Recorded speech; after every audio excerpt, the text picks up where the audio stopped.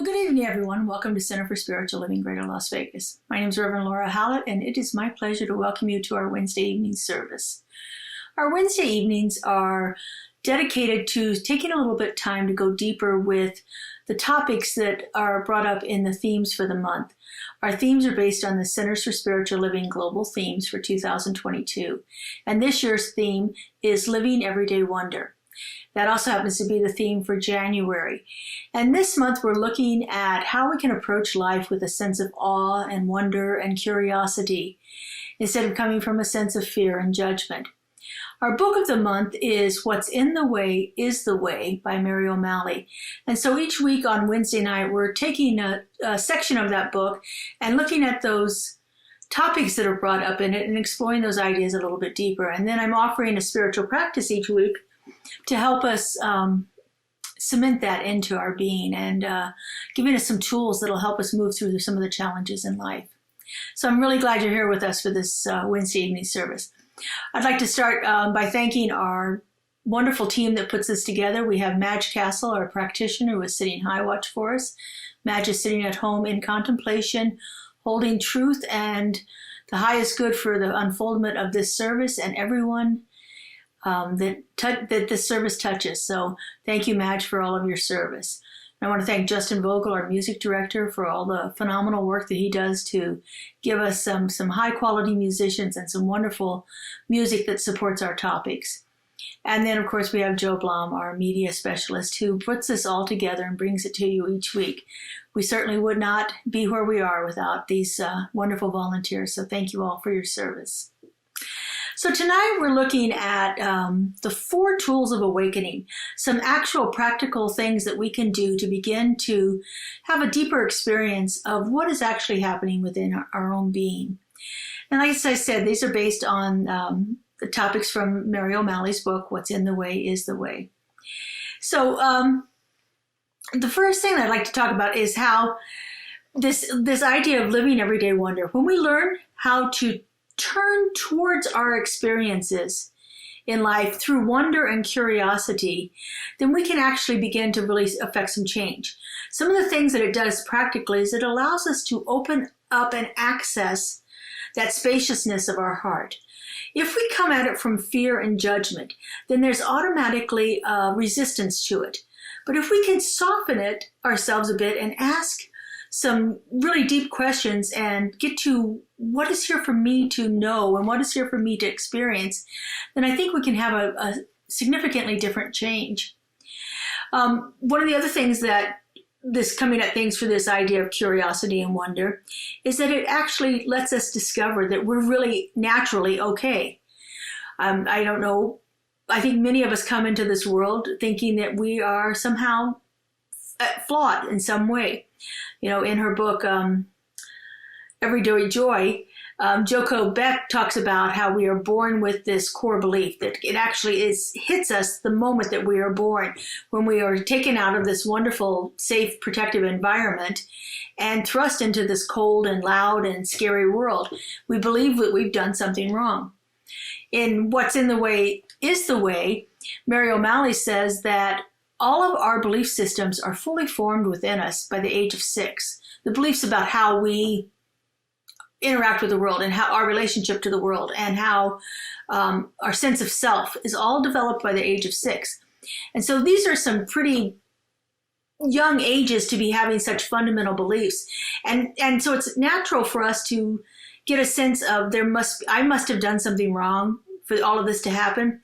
You know, children are often first blame themselves. I was reading a study recently that said that by the age of 4, almost every child, no matter what their parents have told them, if their parents have divorced, by the age of 4, they believe that that's their fault. It doesn't matter what the parents say. It doesn't matter how many times they tell them that it's not their fault. They have internalized this belief that I did something wrong to make up mommy and daddy break up. And so, you know, we get these ideas. We see that something has happened to us and we have no or little limited intellectual capacity to actually understand the situation. And so we make up these stories to kind of figure it out. And generally the bad guy in the story is ourselves. We're the ones who are to blame for whatever ailments or ills or bad situations that we wind up in. When we are younger children, that's just our natural way of development. But if we begin to soften it and approach it from curiosity, then we can actually see that naturally we are okay. Right.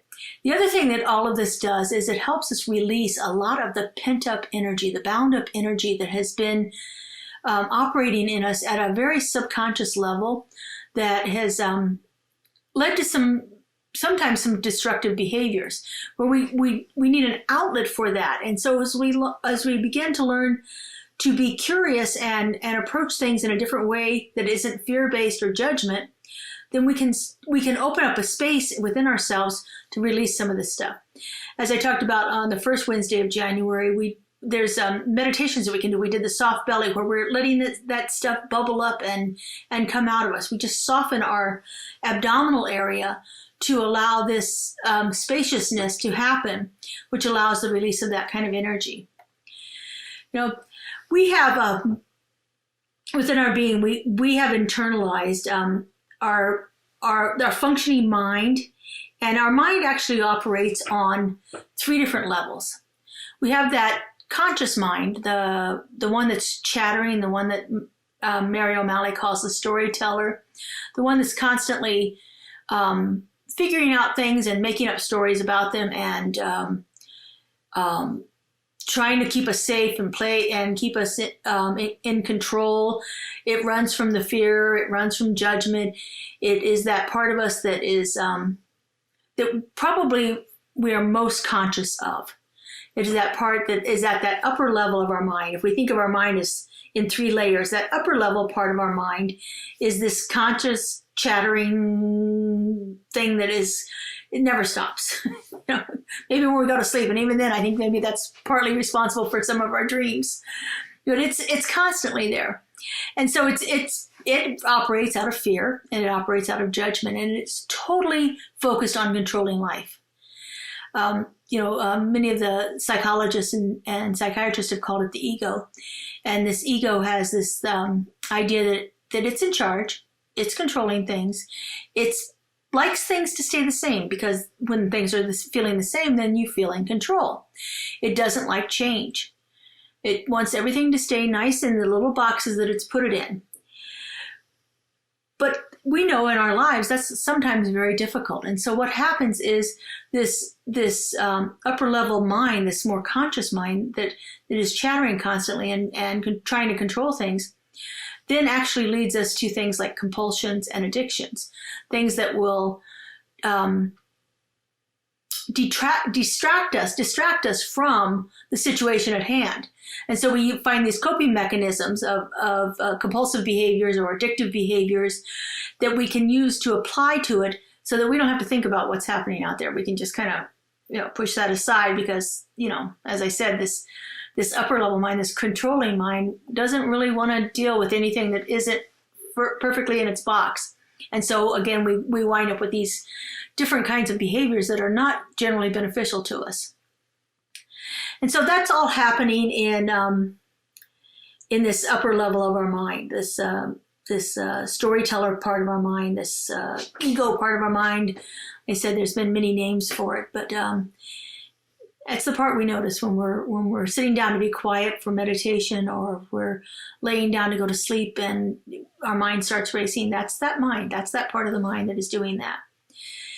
We also have a second level that's underneath of this level, and this is where all of our so-called unacceptable parts of ourselves exist. This is where we have buried things that we don't want to think about, things that have hurt us, times when we have felt guilt or when we have felt shame, when we felt that sense of being fatally flawed. That's buried underneath of that chattering mind. This usually forms when we were younger and more vulnerable, and it gives us a sense that we are not okay. Again, a lot of this happens when we're in early childhood, before we're the age of 6, when we're beginning to develop these beliefs, and then our mind is not developed enough to handle them, so we push them down, and they get stuck in there, and they're kind of trapped energy within our being.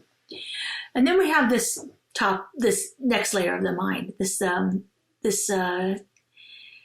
part of us that is our true self. This is the part of us with the capital S that is the true self. This is our mind that is actually where we connect with the divine, where we connect with the universal presence, where we connect with spirit, whatever we want to call it. That is the part that's operating here. It is the part that knows our mind is chattering. It is the part that hears it and can observe it. It is the part that knows there are these hidden beliefs within us. It is the part that has seen them, has watched us hide them, but knows that they're still there. And it is most evident when we are filled with joy. Mary O'Malley says that this self is the twinkle in your eye. It is that thing that is filled with vibrancy and buoyancy. It is that sense of being totally in flow with life, where we're just really grooving. It is the thing that happens when you're being very creative, when life is flowing through you. It is that thing that happens when you are so totally connected to another person that time stops. That's that sense, that higher self. And that's the one that we use our practices to have a greater experience of. That's the one that we want to expand the time that we spend with our higher self and less time with our chattering monkey mind self. And so these are the three layers of our mind that, as Mary O'Malley describes it. So we have, again, our chattering mind, our unhidden, stuffed down, wounded self, and then we have this, I love that twinkle in the eye self, this part that is wanting to be experienced more and more. So since we have all three parts of this, how do we actually begin to deal with this? How do we actually begin to work through these situations? Well, to work through the top layer, that the chattering mind thing, it's simply, as we spoke about last week, it's turning towards our curiosity. It's stopping ourselves in mid-sentence and asking some really powerful questions that will actually not seek an answer, but just actually open us up to something. And so that's how we deal with that. We open up in curiosity for that top layer. To deal with the middle layer, that layer, the wounded layer within ourselves, we have to open our heart space. And we have to open our heart space in compassion and non-judgmental awareness of what it is. Non-judgmental awareness, being accepting of what it is instead of trying to fix it. The top mind wants to fix it. It's the one that wants to control things or avoid things or shove things away or whatever else it wants to do with it. But if we begin to open up that heart space, open up that space for that energy that has been stored within those situations and those beliefs to dissipate, then that's how we can deal with those. So Mary O'Malley has 4 tools that she suggests that we use to help us move through these things. And so she calls them the 4 tools of awakening. So the first one is partnering with life intelligence. In other words, aligning ourselves with spirit, aligning ourselves with the truth of our being, aligning ourselves with the universal consciousness. And she says that when we do that, then from that place, we ask those questions. We ask questions about clarity. And we ask questions without looking for an answer. We ask questions like, what do I need to say or do or be in this situation for the highest good to unfold? What do I need to know here? Or what do I need to know right now? That's how we would work with that chattering mind. And then if we want to work with that hidden part of ourselves, those unconscious beliefs that are operating, we can ask the question, what need is asking to be met right now? What need do I need to have fulfilled within me? Or is there a way through this? Is there a way through this situation? When we begin to ask those clarifying questions, we come at the situation from a different point of view. We come at it from a place of compassion, come at it from a place of awareness and acceptance. If we come at it with that chattering mind, thinking it already knows the answer to this, then we're not leaving any space for spirit to work within our lives. And so we have to have that openness, that awareness of what's happening. The power of all of this is in asking the questions. It doesn't really even so much matter what the questions are, but asking the questions signals that we're ready to see what we used to resist. If we ask the questions, we are ready to see what we usually resist seeing. And so there's a huge power just in the willingness to ask the question. And coming at it from an unbiased and open-minded place will make all the difference in the world. So the second tool for awakening is cultivating curiosity. And I spent last week talking about the healing power of curiosity. Curiosity lets us step out of that chattering mind's point of view. It lets us relate to the situation rather than relating from it. We're relating to it rather than from it. So we're coming to it at a point of view where we are a witness of it rather than a victim in it. It's big difference there. It gives us a broader perspective about what is actually happening here. And again, there are so many wonderful questions we can ask from that place of curiosity. You know, what is here for me to know? Or what do I know right now? And these kind of questions will actually begin to open us up. Again, there's not an answer already established there. This is something that we're opening ourselves up to the revelation of it. The third thing that she has asked us to do, the third tool of awakening, is to change our relationship with discomfort. How many of us resist being uncomfortable? How many of us run from anything that is an awkward situation?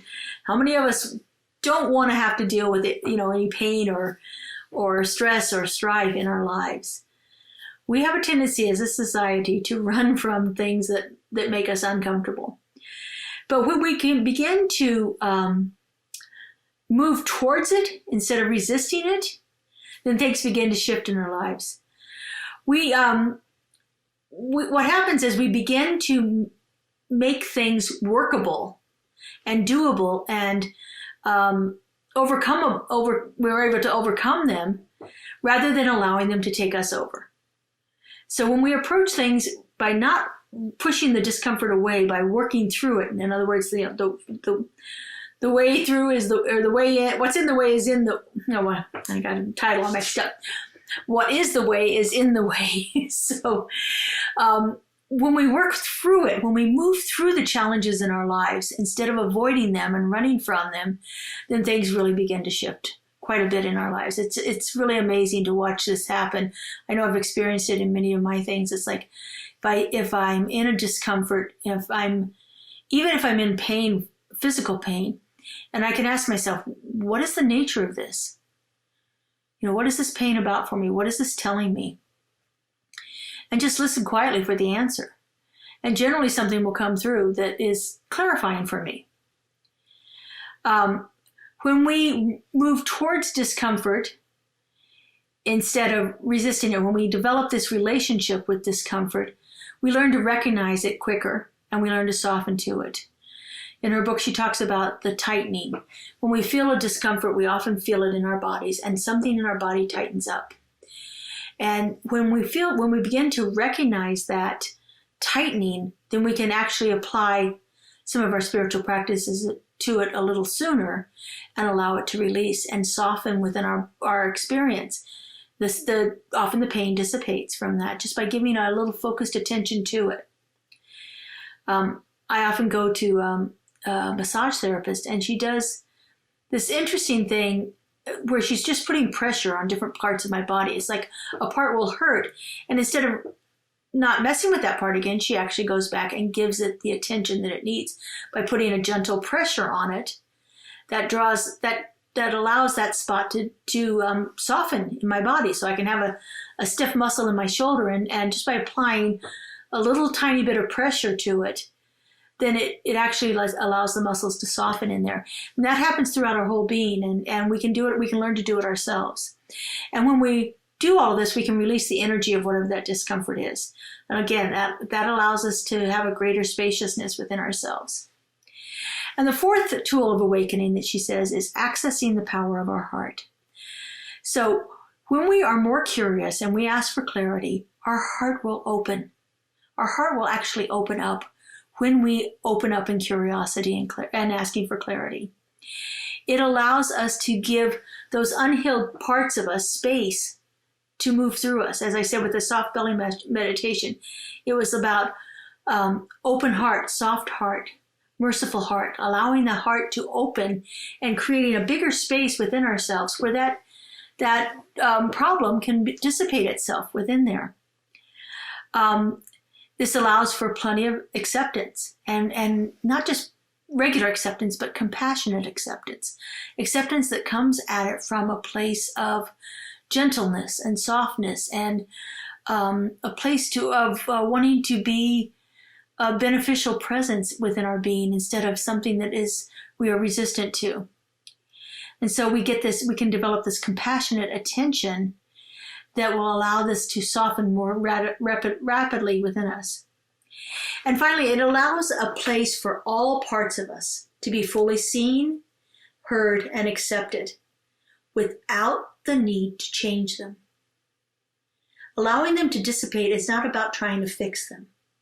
It's not about trying to make it work in some kind of box, stick in some kind of box that our ego-controlling mind is thinking it needs to be in. Recognizing them, giving them awareness, and allowing them to be seen and heard, and then released. It's a great tool that we can begin to do. There's a Rumi poem that I just love, and Mary O'Malley quoted in there reminded me of that, and it's called The Guest House. She says, this is how it goes: the guest house. Welcoming difficulty, learn the alchemy true human beings know. The moment you accept what troubles you've been given, a door opens. This is true alchemy. This is changing one thing into another thing. This is changing what we've considered most of our lives to be a problem into something that is more spacious, more compassionate, more of a place of ease within our being instead of a place of tightness and turmoil. I think our lives are all about finding that alchemy that transforms it. And doing the spiritual practices that we do is one of those sure ways of getting to that place of transformation. And these spiritual practices can be really powerful. So let's go through one right now. This is a modified one from Mary O'Malley's book about actually asking some questions, tapping into our bodies, into a place in consciousness where these things have been stored, and seeing if we can release some of them. So I just invite you to get yourself comfortable, however that works. I generally like to close my eyes, but if that doesn't work for you, that's okay too. Just take in a couple of nice, deep, cleansing breaths.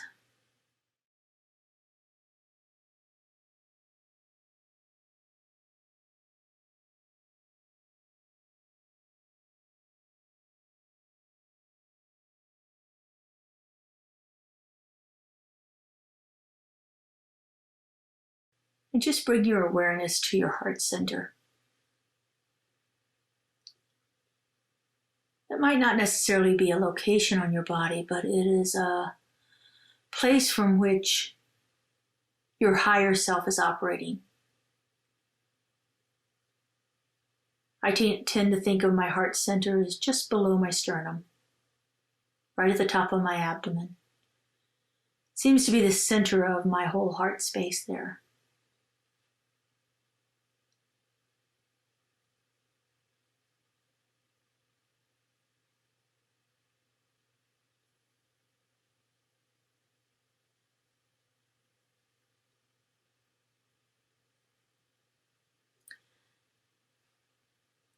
And as you rest in your heart space, I want you to ask yourself quietly in your own mind,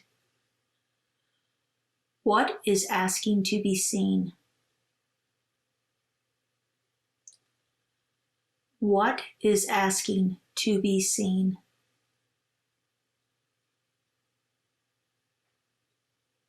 If you find your mind wandering, just come back to the question, What is asking to be seen?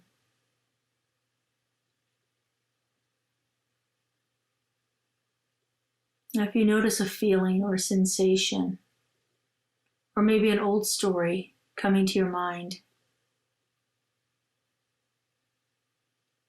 just take a moment and explore it with that compassionate awareness,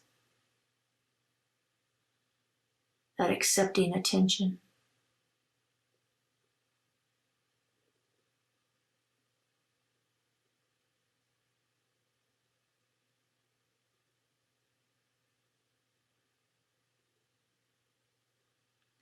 And just say to whatever you're noticing, I see you.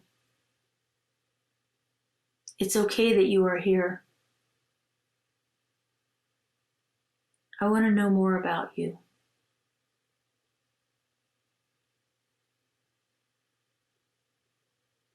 Just take a few moments and sit with that sensation or feeling or story.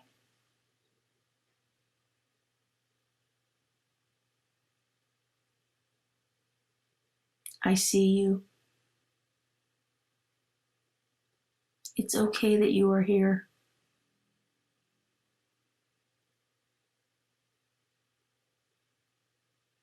I want to know more.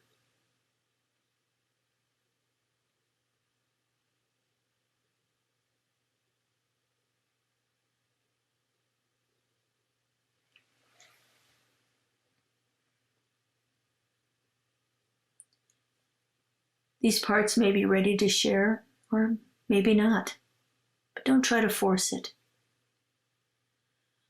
Just let it all come naturally and let it flow at its own pace. And if nothing happens in this moment, know that it has heard your willingness to listen, and it will share with you when it's ready.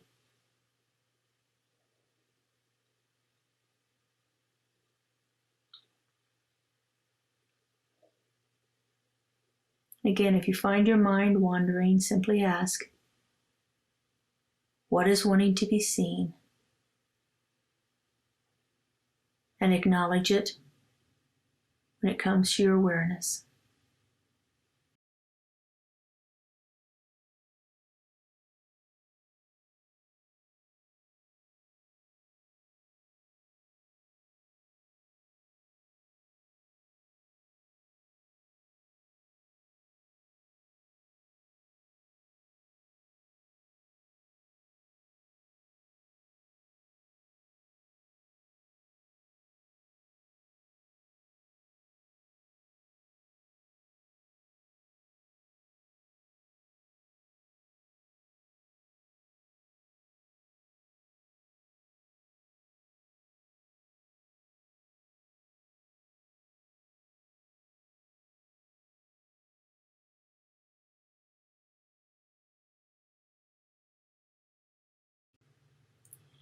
Each part of our mind is wanting to be seen and heard. It's a natural way of being. Remember to approach them with compassionate acceptance and awareness. Give these parts the space to be heard, the space to be seen, without fear of them, without judging them as good or bad. Just compassion and acceptance.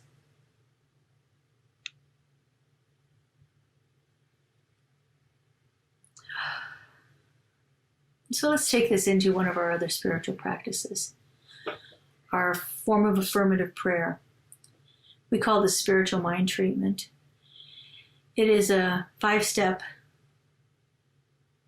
prayer that acknowledges the presence, aligns ourselves with it, knows truth, gives thanks, and then lets it all go. So I invite you to turn within with me now.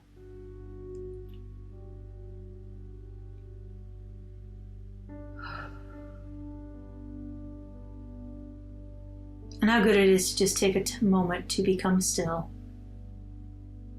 For in this stillness I sense and feel the presence of the divine. It is the allness and the fullness of that creative love intelligence that has brought forth everything into existence. It is that one mind, that one power, that one presence, that one eternal loving spirit, the creator of all.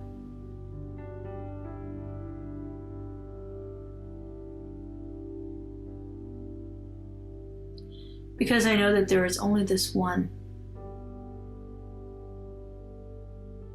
I know that I am one with it. I know that the power and the presence of the divine is moving through me into manifestation in all that I am and all that I do. This is the truth of my being. Therefore, I know it is the truth of all life. I know that each one of us was created perfectly, uniquely, individually,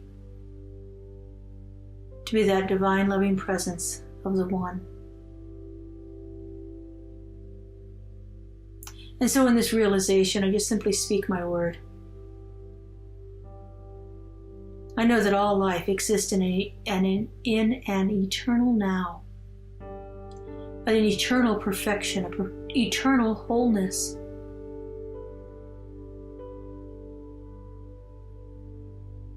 I know that we inhabit physical form with all of its interesting qualities and behaviors. And that as part of our physical form, we have a place that is intimately connected to the divine. And it is from that place that we strive to operate. That higher self, that Christ consciousness, that universal love intelligence. That is the truth of who we are. And when we begin to spend more time in this sense of oneness and universal self, then we allow a greater space for all things to be revealed, for all things that are necessary for our unfoldment are already within us, just waiting for the chance to be seen and heard, to be acknowledged and to be accepted. The magnificence of who we are was instilled in us in the beginning, and it's just waiting for our conscious awareness of it.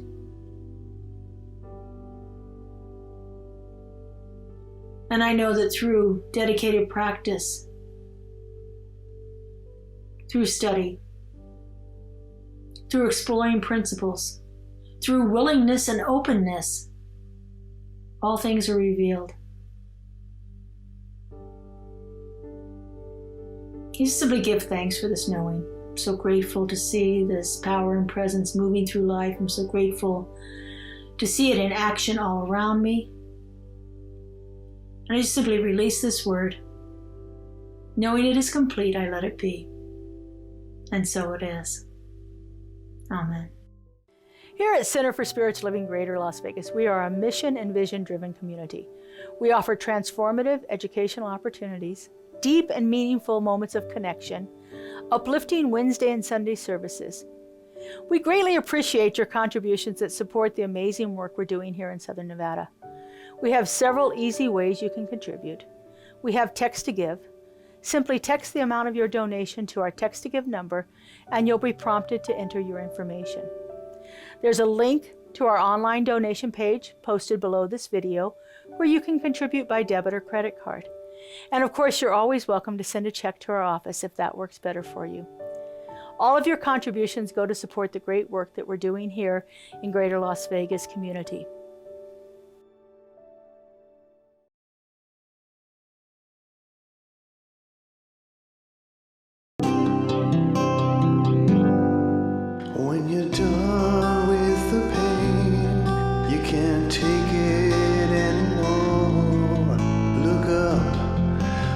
higher, look deeper. When you know it's the end and pain's your only friend, look up, look higher, look deeper. One more try, one more day, one more move to a better day. Close your eyes one more time. Say the words and you will fly. When frustration sets in and you cannot see the end, look up, look higher, look deeper. When you wanna run and shout, but you know you can't reach out, look up, look higher, look deeper. One more try, one more day, one more move to a better day. Close your eyes one more time. Say the words and you will fly. You'll fly. I'm no longer in pain. I'm whole again. I'm up, I'm higher, I'm deeper. No more pain. I'm whole once again. I'm up, I'm higher, I'm deeper. No more pain. I'm whole once again. I'm up, I'm higher, I'm deeper.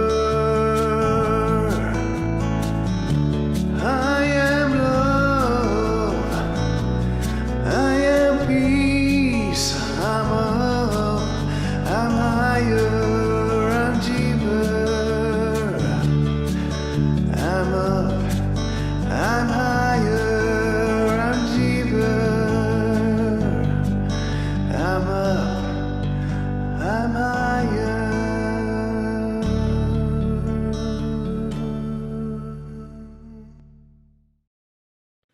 Well, I just want to thank Justin for the wonderful music support he's provided here tonight. He always chooses the perfect music to accompany these explorations that we're engaging in here on Wednesday nights. So we're so grateful to have you, Justin. And I want to thank you all for being here. Without you, this wouldn't even be, I wouldn't even be doing this. So there you go. I really appreciate your support of our community and everything, and I hope you consider joining us each Wednesday night. If you can't make it on Wednesday night, these recordings are always available on YouTube, so pick us up when you can. I want to thank Madge Castle again and Joe Blom for his wonderful help too.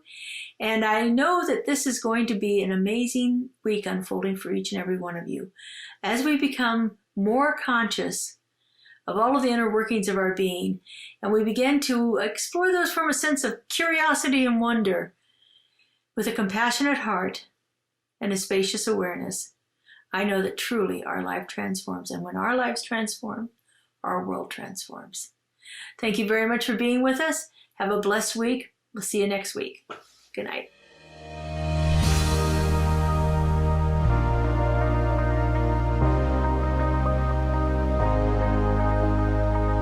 The monthly publication, Science of Mind magazine, is a treasure to be read and contemplated. Along with in-depth articles, there is a day-to-day spiritual support to be gleaned from its daily guides. Licensed practitioner Lynn Frankenberger hosts Adventures in Faith every Tuesday at 11 a.m. on Zoom, and you're invited to join in.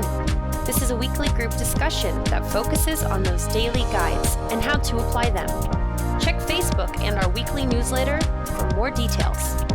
CSL Greater Las Vegas brings you much of your favorite spiritual music every Friday at 7 p.m. with spiritual soundscapes. Enjoy performances from CSLGLV vocalists along with special guest singers. It's music for your soul. Subscribe to the CSLGLV YouTube channel to get a convenient link sent to you for each musical performance. At CSL Greater Las Vegas, it is our mission to inspire spiritual discovery through community connection, exploration, and celebration. This mission supports the all-inclusive vision of Centers for Spiritual Living worldwide, in which we envision a world that works for everyone and all of creation.